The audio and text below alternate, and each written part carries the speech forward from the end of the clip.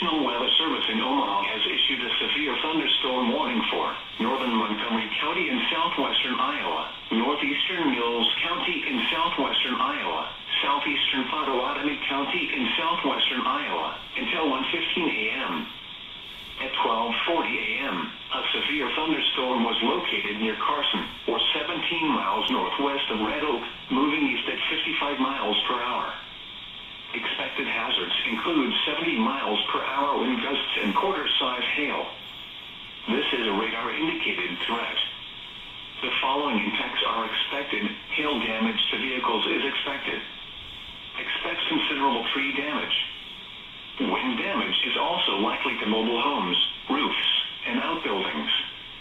This severe thunderstorm will remain over mainly rural areas of northern Montgomery, northeastern Mills, and southeastern Potawatomi counties, including the following locations: Button and Ben Park, Old Town Park, and Farm Creek Public Wildlife Area.